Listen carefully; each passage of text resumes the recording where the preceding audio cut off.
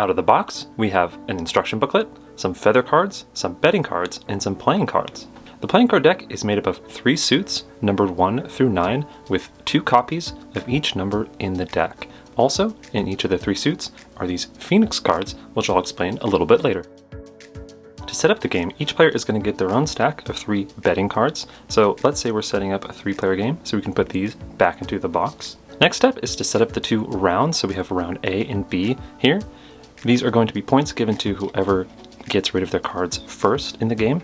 So you're going to take the number of players -1, and you're going to put in decreasing value a stack of cards that are going to be points for the players. So since we have a 3-player game here, we'll take the 1 and the 2. We're going to put the 2 on top, and those are going to be the point stack for the first round, round A. We're going to do the same for B. We're going to just take the top 2, make sure it's decreasing order, and then we're going to actually just flip that and have that set aside for later when we do play round B. These can then just go back into the box. Finally, we're going to shuffle these playing cards, deal 5 to each player. After that, you're going to half the deck, roughly equal, they say in the rules. You're going to set this deck aside for the second round up here, so you can kind of put these just off the table a little bit for now, just off to the side. And then this is going to be the draw pile that player's going to draw from. You're going to flip one of the cards. This is going to be the trump color for the round. You're going to put it kind of underneath this pile here as a reminder of trump. So here we have the game set up for 3 players. I'm going to remove these betting cards until when they become important, just a little off screen. Also off screen, we do still have the round B.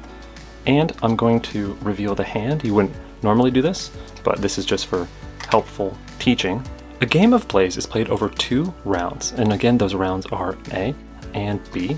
Within those rounds, you will play 2 phases each. In the first phase, you're just trying to get rid of the weak cards in your hand. Let's start the first phase with the youngest player. Let's just say it's this player right here. And it's going to be played through a series of challenges. The challenges are going to start from the active player, and they're going to be directed toward the person to their left. So just as a helpful guide here, we're going to have the active player challenging the person to their left, denoted by this cute little ice cream cone. So how a challenge works. The active player plays to the table face up any of the cards in their hand. Again, these aren't shown to players, this is just face up, for example. So maybe this player picks the 2. So then the defending player has one of 2 choices. They could pass, or they could try to defend the challenge. So if they wanted to defend the challenge, they have options here. They can play any of the same suit, but higher ranked, so they could play this 9 here. That would successfully defend that challenge. Or they can play anything that's stronger. Again, trump is blue, so they could play any of these blues. And then that wouldn't matter the rank. So if this player led this 8, they could have played this 4 blue. Since 4 is below 8, that doesn't matter. It's because blue is stronger than red. So getting back to the example here, let's say that the active player led 2, and the defending player defended with a 9. On a successful defend, the active player can attack again if they wanted to, but they can only attack with any of the numbers showing. So they could play any 2 or any 9 if it was in their hand. They do have this 2, so maybe they lead this 2. Again, this is trump, so the defending player would have to play a higher trump, and they do have a higher trump, so they play that 3. So this challenge is still being defended. Coming back to the active player, they don't have any 2, 9, or 3s in their hand, so they are going to pass. Again, they could have optionally passed, so circling back to here, they didn't have to play that 2, they could have just passed, and it could have gone to the next player in the attack, which I'll explain in a little bit, but they did end up doing that. So they pass. That doesn't mean that the challenge is successfully defended yet. It then just goes to the next attacking player, which would be this player over here. So same rules apply. They can only attack or challenge with numbers that already exist in here. So they can play a 2, a 3, or a 9.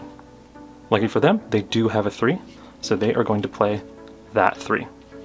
So coming to the defending person on the challenge, they can't play any of these 1s, because a 1 of a non-trump can't beat that 3 there, so they can play this 4. Again, they could have just passed at any moment. Passing means they're going to take all these cards into their hand.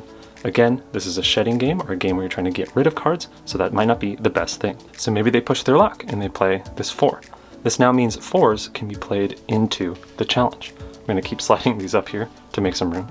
So going back to this player again, they can play now a 4 or any of these numbers in there. They do have this 3, so maybe they do play this 3. And now coming back to this player here, they can no longer defend this, so they are actually now forced to pass. And again, rewinding back to here, they could have optionally passed. They don't have to defend. But this is the state they're in now. So in this game, you can only have up to 5 challenges. So let's say they maybe would have defended that and done that. And again, that doesn't work because obviously those are weaker. If they would have successfully defended those 5, these get discarded and then players draw back up cards. But that didn't happen. So rewinding back to what actually did happen, boop. So after they pass, the attacking players can then again add back into the challenge any numbers that were played up to, again, 5 challenges. And to reiterate, since this is a 3-player game, this person was the active player attacking the targeting player, and then the supporter was to the left of the targeted player. But in a 3-player game, that's pretty much the only 2 other players. But in a 4 and a 5-player game, not everyone is playing cards against the targeted player. It's just the person to their right, who is the active player, and the person to their left, who is the supporter. So again, just to clarify, it's the active player challenging the target player, who's also being challenged by the supporter over here.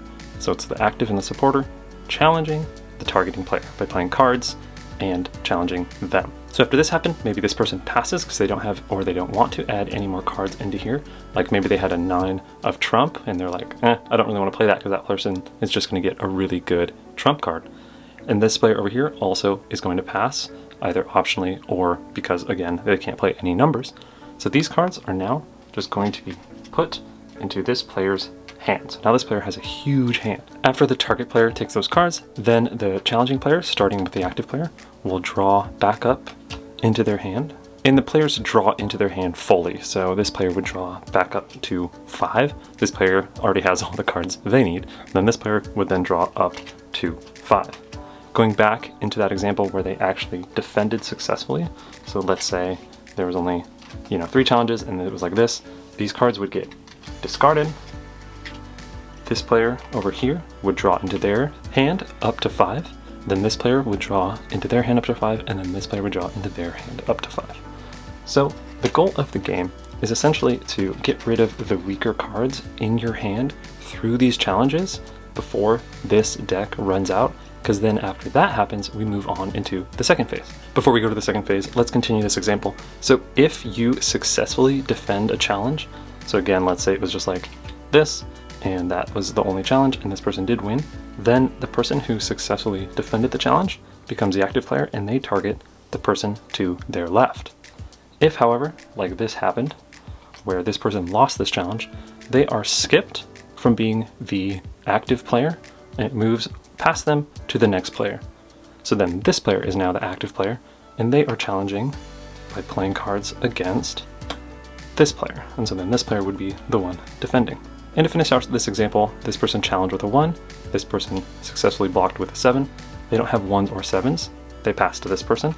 This person does have some 1s and 7s. They lead this person defends with that, this person plays this 1. Let me regroup their hand a little bit. And what's interesting is this game also has these birds, which I'll explain now. When you are challenging with these birds, like let's say this person over here played that bird, obviously they couldn't because the bird hadn't been played, but this is a 10 when challenging, but when defending, like this player finds themselves in right now, when defending they're 0s. So even though they're very strong on challenging the target player, when you are the target player and you're using them to defend, they're actually super weak. So this person would have to pass here because they have effectively 0s and then a non-trump 8. So if they would pass, these players would try to add anything they could if they wanted to, so maybe more 1s or maybe 7s. They don't. So again, this would go into this person's hand. This person would draw into 5 cards. This person already has enough, that person already has enough. This person lost the challenge, so it skips them from being the challenging active player, and would go to this person, now being the active player, targeting the person on their left, which is this player. Let's do a quick example of a challenge that worked, because I realize I've just done 2 that have failed. Maybe this person attacks with a 2, this person defends with a trump, and as you can see, even though this is a 0, a trump 0 still beats a 2 of any suit. So then maybe this person will play this 2, because the 2 has been played. This person plays the 5. Since this person doesn't have any 2s, 5s, or birds, they pass. This person could toss in a bird, attacking bird, but maybe they don't want to. So since the challenging player and the supporter have both passed, this is a successful defend. These cards just get discarded. And then starting with the targeting player, they'll draw up to 5. They are already there. So then this person would draw up into 5, then this person. And since they successfully defended, they are now the active player targeting the person to their left. So these challenges would go around and around and around and continue until this entire deck has been depleted, including the bottom trump card, because this is a card that can be drawn. So say this is the final challenge, this person challenges them, they go there, everyone passes, these get discarded, and this person draws. They would draw that final card into their hand. If a player goes to draw, like let's say in that final challenge, it actually looked like this, and this person drew that 8, and there's nothing to draw, this person just doesn't draw any cards, and they're kind of at an advantage because they have a shorter hand size for the second phase. A couple notes about challenging is you can play these phoenixes when challenging. Again, they are just 10, so it's going to be very hard to defend unless you had, a trump. Also, when you are challenging and you have the same rank, multiple 8s or, multiple phoenixes in this example, you can play many of them out. You don't have to play one at a time. So this player here can play, these 2 phoenixes if they wanted to.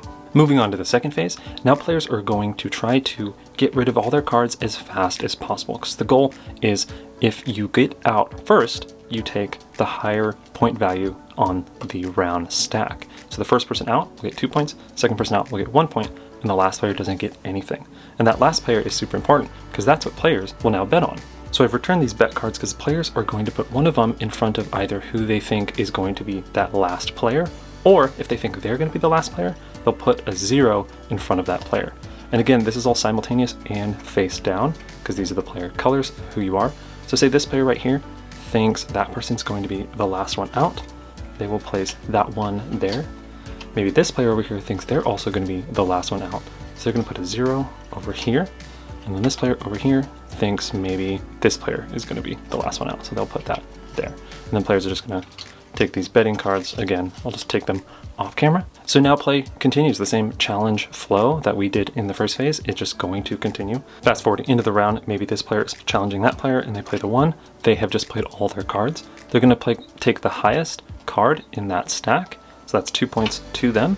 And then now it's just these 2 players in the game. And this challenge would finish out, so maybe they play that, this person passes, this gets discarded, now this person's the challenging player. And again, they would go back and forth until someone plays all the cards. So maybe if it was this person, they'd take that 1.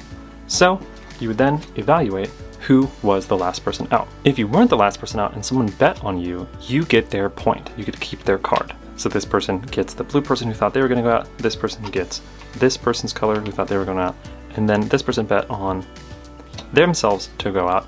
They were wrong, but any 0 bet just goes back to the person. Then you would play the second round. Again, you would be having higher points in the second round. You would use this B stack.